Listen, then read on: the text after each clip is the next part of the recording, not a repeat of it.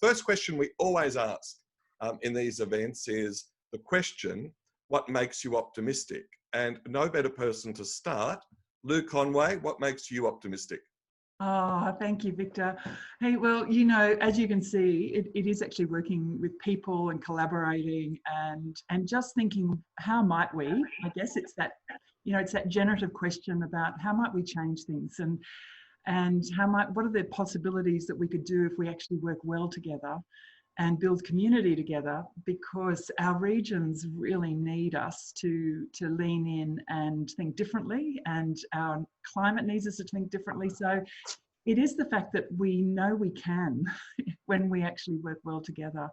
So, and I guess I have been touched by other people's stories of optimism. You know, just this event has actually shared us all talking about what is the core, you know, what is in our wellspring that makes us want to keep working hard. So yeah, you'll see how this is actually also adds to our sense of optimism. And your infectious optimism, Lou, just everyone catches it. Lee Coleman, can you move your, just when I ask you what makes you optimistic, you've got to show people that scene behind you. So Lee Coleman, what makes you optimistic? If you'd sat here and asked me that 6 months ago, it was a tough question with the background being brown, not green.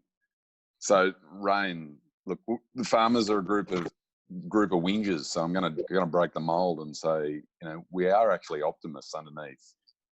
Most of us prepare for the worst and hope for the best, and it's that belief in that hope's going to turn up is purely what our optimism is driven by. I'm a sort of third generation farmer, fourth generation grazier, and I look at my parents and foreparents, and they all wanted to leave their patch of dirt in better condition than they had it, and I think that's driven by an optimistic outview that we can make it better, and that's probably, you know, everyone I see around this room is all in that same tenure of how do we leave ag and our environment and where we live in a better shape and make it better, make it more efficient, make it more sustainable. So that for me is what gets me out of bed, whether it's in my startup in FarmSimple or whether it's in my business, in my farming business. They're both driven by how do you get a better go. Not every day works out that way, but that's the objective. Absolutely brilliant. I think you've summed it up. I think farmers have to be optimistic. So you're sowing in anticipation of rain and conditions. So no, you've nailed it. Danielle, may I ask you what makes you optimistic? So for me, funnily enough, it's a book. So Miraculous Abundance for me was a turning point, and understanding that I've come from the city, so I've done the tree change, and speaking purely from people in the city, I feel like the farmers aren't to question it at all. I think that in the city there's a lot of damage done by the way that we live. And so being told that there's actually a way to regenerate the soil and regenerate all the damage that we've done with our plastics, and you know, in the city we're told don't do this and don't buy plastic and recycle and do this, and there's just no optimism in that. It's very a don't society. And so to finally be told all the do's, do this with the soil, grow your veggies at home, do this, do that, is just amazing. And so our whole life now follows that regenerative agriculture pathway, and our kids are happier, we're optimistic, we have fruit and vegetables growing on our acreage now in the country, and everyone in the country has been so welcoming and embracing. And so it just makes me optimistic that we can actually help to heal the planet and hopefully put us on a different pathway and give our kids a future that is so different to what I thought was possible. Well, I'm in COVID lockdown in Melbourne, and I think if all of our leaders could get that message from you, the do rather than the don't, God, we'd be living better, wouldn't we? Absolutely. Nerida Richards. So much easier. Pardon. So much easier. Sorry. Go on. So much easier to action if you've got a do message. Yeah, fantastic. Yeah. Nerida Richards, what makes you optimistic?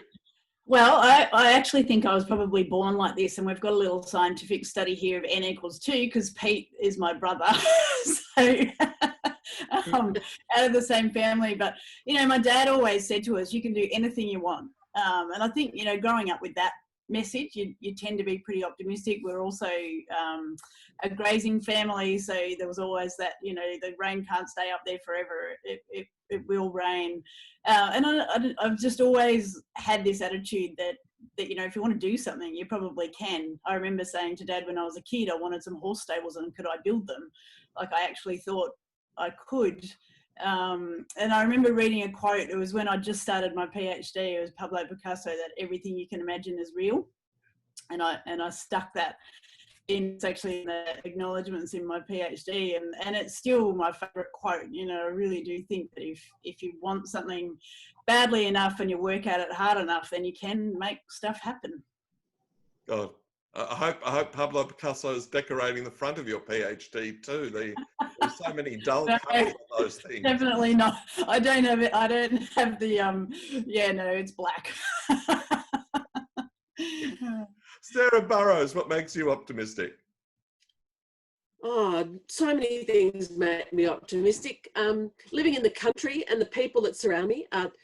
I moved home from Africa 8 years ago, and sort of my husband wanted to go farming. He'd never been a farmer before, but he decided that actually that's what he'd wanted to do all his life.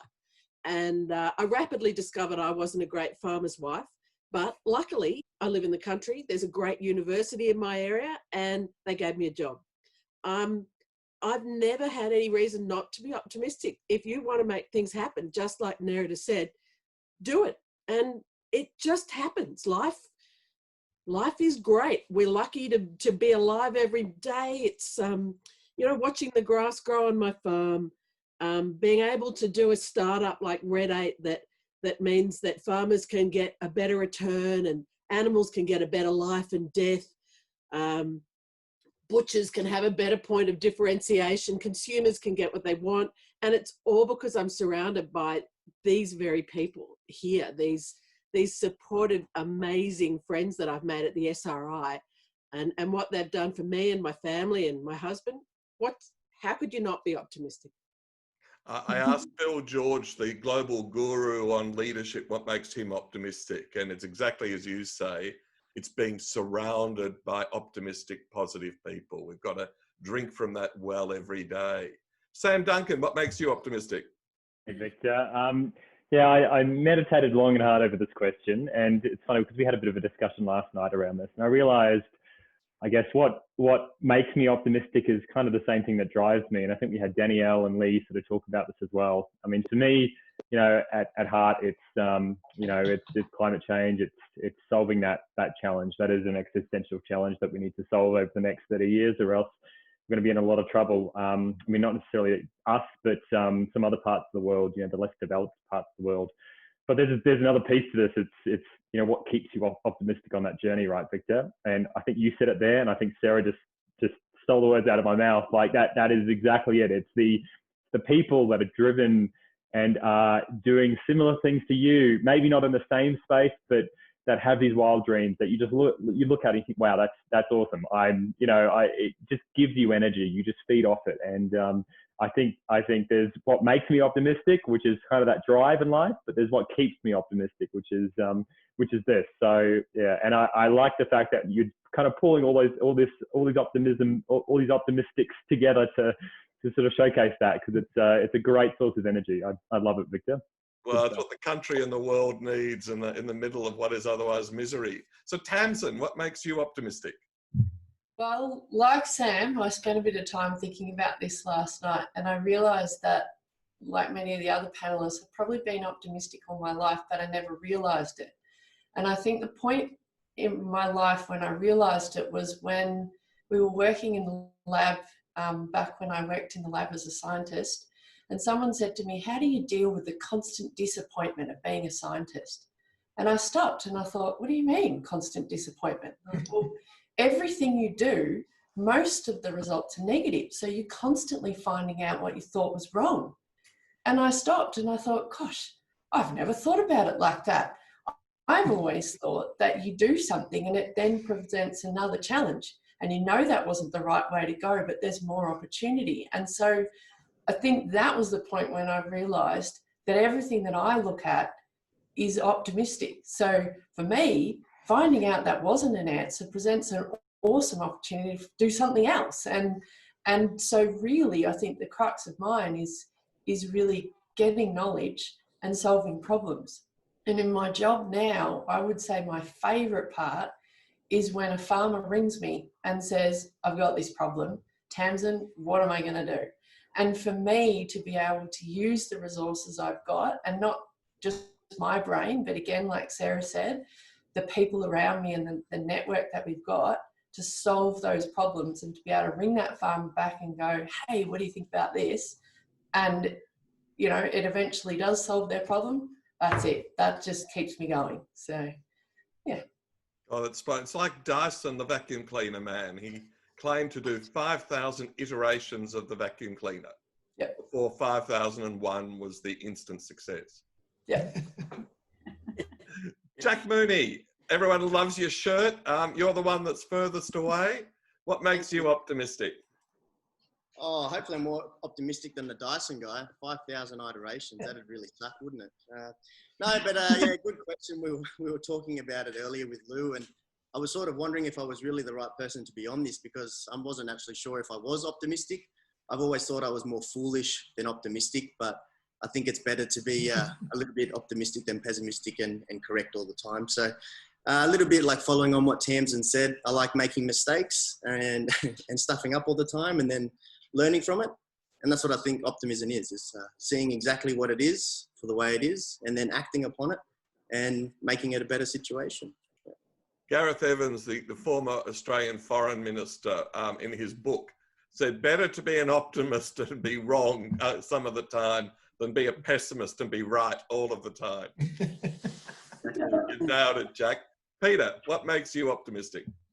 Yeah, thanks, Victor. Well, it's probably a combination of a lot of things. But I think one thing that makes me optimistic is, I guess, being a conceptualizer. I would put myself in that category, and where you can, I guess, see the path forward or see the problem you've got to solve, and you've got all these parts of the problem that are all spread out, maybe all over the world or all over, you know, across different institutions or whatever it is that you need to bring them together. So it's the ability in the modern day, and that increasing ability as we go through time, to be able to connect with people all over the world and in different industries much more readily, easily than we could in the past, to be able to solve, you know, the problems of research that we're trying to solve, you know, for whatever it might be it eating quality or waste management or whatever that is. So I think that the networks we have, the ability to communicate, you know, during this pandemic, you know,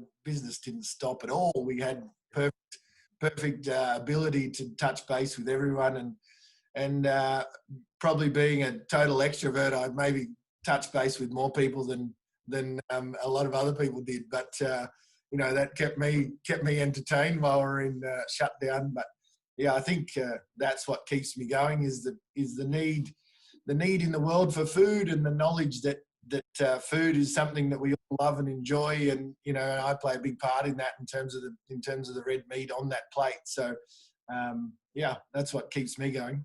I love that brilliant effervescence. It's just, I love what you do, Peter. Linwood, what makes you optimistic? It's seeing all the positive ideas being posted on Idea Spies every day, and particularly the ideas that Lou is posting as our agriculture editor, and introducing me to this incredible group of people. I love your expression, Outback Innovators, Lou. It's a wonderful group of people, and congrats on getting them all together. Looking forward to the discussion. Rob Masters, what makes you optimistic? I think it's the people of regional rural Australia, Victor. Just listening to the optimism from each of the people here reflects exactly how optimistic race we are in Australia, and what Lee has shown from what the harshness of the country to a beautiful background now demonstrates that there's always optimism in rural Australia. Well, I'm inspired. I'm walking on air. Well, if you're inspired too, there's a longer video of this, a 1-hour conversation with each of these participants. And if you're inspired to share your optimism, come to our website at the Centre for Optimism, sign up as a member, sign up as a subscriber, and let us know what makes you and your team optimistic.